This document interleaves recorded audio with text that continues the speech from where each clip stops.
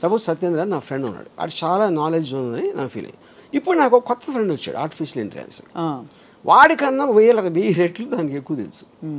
అప్పుడు ఆటోమేటిక్గా that is a person.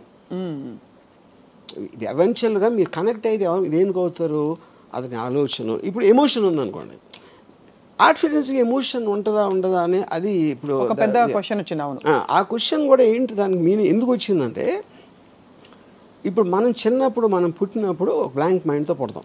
మా అయితే మీకు నొప్పి వస్తే ఏడుస్తారు, ఆకలి వేస్తే ఏడుస్తాయి బేబీస్. మా అయితే పెయిన్ రిఫ్లెక్స్ ఉంటుంది. ఇలాంటి 3-4 అన్ని యానిమల్స్కి ఉండే రిఫ్లెక్సెస్ ఉంటాయి. అవును. తర్వాత మీ పెద్దోళ్ళని చూసి నేర్చుకుంటాం మొదలెడతారు. వాళ్ళకున్న ఎమోషన్స్, నవ్వటం లేకపోతే కోపం రావటం, ఇవన్నీ కూడా we are mimicking as we are growing up. అది ఒక పర్టికులర్ స్టేజ్లో they become a part of you. Correct. Which is called programming ఈ టర్మ్స్లో. అవును. Same thing happens to the A. అది ఎప్పుడైతే దానికి ఒక టాస్క్ ఇచ్చిందో, it will study the person. ఇది ఫలానా ఇది అంటే స్టడీ చేసి అది ఏ లాంగ్వేజ్లో మాట్లాడితే అది పని అవుతుంది. It will mimic the emotion of the thing.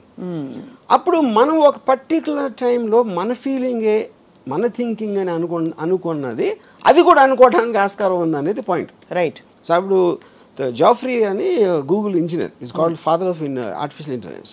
He actually resigned from the job. He said, I don't want to contribute to something which will destroy the mankind. Do you believe it will? Adi point to common sense, but destroy the mankind is a very a word definition చెప్పాలి. అవును. మనం ఇంతవరకు అనుకుంటున్నది, ఇప్పుడు for example నేను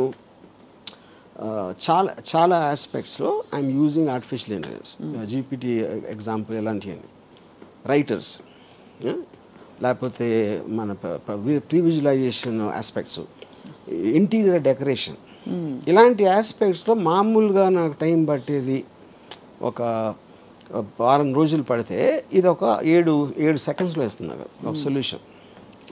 అప్పుడు నేను వాళ్ళతో ఇంకా డీల్ చేయడం మానేస్తాను కదా. అవును.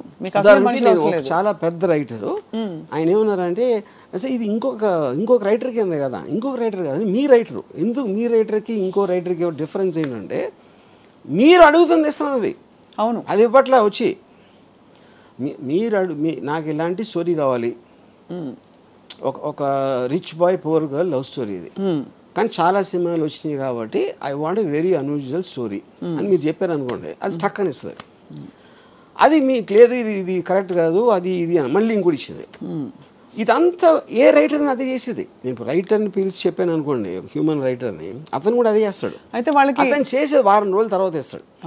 రైటర్స్ బ్లాక్స్ ఉంటాయి, లేకపోతే ఈగో ఉంటుంది, ఆడికి ఈగో ఉంటుంది, మాటికి ఇదే అడుగుతుంది. ఇలాంటి రకరకాల ఆస్పెక్ట్స్లో మీరు కూడా ఆ మూడ్ నుంచి ఒకసారి వెళ్ళిపోవచ్చు.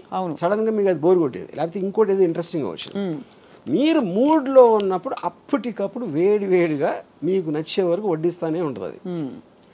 అప్పుడు నాకు రైటర్ని పిలవటం అనేది ఎందుకు పిలుస్తాను నేను ఇంకా, ఎందుకంటే ఇప్పుడు నేను అనుకున్నది ఫైనల్గా గ్రేట్ స్టోరీయా కాదా అది జనం చెప్తారు, కానీ నా టేస్ట్కి అది ఇచ్చేది అది నాకు సర్వ్ చేస్తుంది, జనానికి కాదు. అవును. మీరు చెప్పిన ఐడియాని డెవలప్ చేసి మీరు అనేంత వరకు చేయటానికి ఒక సాధనం, shortest period of time with 0 money. మా ఒంట్లో బాలేదండి, హాస్పిటల్కి వెళ్ళని చెప్పదు, నా పిల్లలు స్కూల్లో చేర్పించాలని చెప్పదు. It is working for you 24/7 any given. మీకు మూడు ఉన్నప్పుడు టపా చేస్తూ ఉంటుంది. పొద్దున్న 9ంటికి రాత్రంతా మేల్కొని ఆలోచించి నిద్రపోయాడు, నాకు అర్జెంటుగా ఎంత కావాలి అంత కావాలని అడగదు. అది సో మీ టైం సేవ్ చేసి, మనీ సేవ్ చేసి, ఎఫర్ట్ సేవ్ చేసి, మీరున్న మూడ్లోనే మీ పని సరిపోయి మీకు ఇది ఎవరు చేయగలుగుతారు, ఏ మనిషి చేయగలుగుతాడు? మీరు అన్నట్టు స్క్రిప్ట్ వర్షన్ కూడా వస్తుంది. ఇది script version, everything is possible, including screen play. అక్కడ ఏంటి, కానీ మీరు అడిగే విధం ఎలా అడగాలో అనేది తెలియదు. కరెక్ట్. అది ఇప్పుడు ఇంటర్వ్యూస్ ఉన్నాయి, ఇంటర్వ్యూవర్ బట్టి ఉంటుంది, అంతేగాని నాకు తన నాలెడ్జ్ అదే ఉంటుంది, అవతల వాళ్ళు ఏం అడగాలో అదే ఉంటుంది. అడిగే విధానం బట్టి ఆన్సర్ ఉంటుంది. Same thing will happen with AI. అవును. సో కాబట్టి అయితే మీరు ఏఐ ఈజ్ అ రీప్లేస్మెంట్ ఇంకా దానికి రీప్లేస్మెంట్ ఆఫ్ ఎవ్రీవన్. సో దీని పర్యవసానాలు ఇప్పుడేదో ఒక ఫ్రెండ్ ఫిలాసఫర్ గైడ్ పాప అది హెల్ప్ చేస్తుంది కండిషన్ లేకుండా అని అనుకుంటున్నాం. బట్ ఆర్టిఫిషియల్ ఇంటెలిజెన్స్ వల్ల ప్రపంచం అంతా అసలు మానవాళి నాశనం అయిపోతుంది, మనిషికి ఆలోచించే కెపాసిటీ కూడా చాలా అల్పం అయిపోతుంది అనే ఒక అపోహ, ఆందోళన. అక్కడ ఒక పాయింట్ ఏంటంటే ఇప్పుడు ఒక 40 years బ్యాక్ క్యాలిక్యులేటర్స్ వచ్చినాయి. క్యాలిక్యులేటర్స్ వచ్చినప్పుడు చాలామంది ఏమనేవారంటే అది నువ్వు ఎక్కాలు నేర్చుకోకుండా లేకపోతే బ్రెయిన్ షార్ప్ చేసుకోకుండా నువ్వు మీటర్లు నొక్కేసి ఆన్సర్ వస్తే నీ బ్రెయిన్ అయిపోతుంది అని చెప్పారు.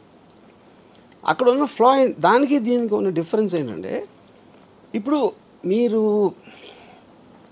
టెక్నాలజీ అడ్వాన్స్మెంట్ అనేది దేనికి రిలేటెడ్, మీ ఎఫర్ట్ తగ్గించి మీ టైం వేస్ట్ చేయకుండా ఫాస్ట్గా వెళ్ళటం అనేది ఎనీ టెక్నాలజీ. అవును, మీరు నడిచి వెళ్తున్నారు, సైకిల్ ఉంటే కొంచెం ఫాస్ట్గా వెళ్తారు, స్కూటర్ ఉంటే కార్ ఉంటే ఇంకా హ్యాపీగా కంఫర్టబుల్గా వెళ్తారు. So every technology advancement is related to reducing your time and effort. Right. Okay, second point ఏంటి, క్యాలిక్యులేటర్ ఉంది కాబట్టి నేను నేర్చుకోవట్లేదు. అప్పుడు నేను మెమరైజ్ చేసుకుని 2 2s 4 3 × 15 45 ఇలాంటి అన్ని బదులు మీ పెద్ద నెంబర్స్ అవ్వచ్చు, చిన్న నెంబర్స్ అవ్వచ్చు, మీ దగ్గరే ఉంది. It's a part of your body. Actually అవును, మీ జేబులో ఉంది అది. మీరు బ్రెయిన్లో పెట్టుకున్నారా, గుర్తుంచుకున్నారా కన్నా అప్పుడేంటి ఈక్వలైజ్ చేస్తుంది. ఒకటి మెమరీ పవర్ ఎక్కువ ఉంటుంది, ఒకటి తక్కువ ఉంటుంది. క్యాలిక్యులేటర్ అందరినీ సేమ్ చేస్తుంది. సో మనుషులంతా ఒక్కటే అనే సిస్టమ్ వచ్చింది. అది బేసిక్ సేమ్ థింగ్. ఇప్పుడు ఆర్టిఫిషియల్ ఇంటెలిజెన్స్ కూడా అది చేస్తుంది. ఏం చేస్తుంది అది, నేను ఒక 2 years ఐన్ ర్యాండ్ అర్థం చేసుకోవడానికి నాకు 2 years పట్టింది. ఇది తన బుక్స్ అన్నీ చదివి. నేను అంతా ఒక సారం నా దగ్గర ఉంటుంది. వాట్ ఈస్ అబ్జెక్టివిజం బేసిక్ ప్రిన్సిపల్స్ అని నేను జీపీటీలో కొడితే నేను 2 ఏళ్ళు అర్థం చేసుకున్నది అది 2 నిమిషాలు ఇచ్చేసి నిమిషంలో ఇస్తుంది. ఆ నిమిషం అందరికీ ఇస్తుంది. ఇప్పుడు నేను పెద్ద పోజ్గా నా ఒక్కడికి తెలుసు ఐన్ ర్యాండ్ ఇంటెలిజెన్స్ అర్థం చేసుకుంది నేను ఒక్కడిని కాదు, అందరూ నేర్చుకోవచ్చు. ఆ క్వశ్చన్ అడగటమే. అది ఆ క్వశ్చన్ కూడా ఏంటి, 10 ఏళ్ళ పిల్లలకు అర్థమయ్యేలా చెప్పండి చెప్తుంది. అదే Ayn Rand philosophy tell me the way 10-year-old can understand అంటే ఆ క్వశ్చన్ ఫస్ట్ ఆఫ్ ఆల్ ఎవడు అడుగుతాడు, దాని దగ్గర ఆన్సర్ ఎందుకు ఉంటుంది అనేది బిగ్గెస్ట్ మిస్టరీ. సో బేసిక్లీ ఏంటంటే everybody is access to everything. ఇప్పుడు డాక్టర్స్కి పెద్ద ప్రాబ్లం ఏంటి, పేషెంట్ ఆల్రెడీ ఆ చాట్ జీపీటీలో అని చదివి వస్తున్నాడు. ఇప్పుడు ఈ డాక్టర్కి తెలియదు, డాక్టర్కి వేరే వేరే పనులు ఉంటాయి కదా, ఈ పర్టికులర్ క్వశ్చన్ తను ఏమో స్టడీ చేసి ఉండడు ఆ టైంలో.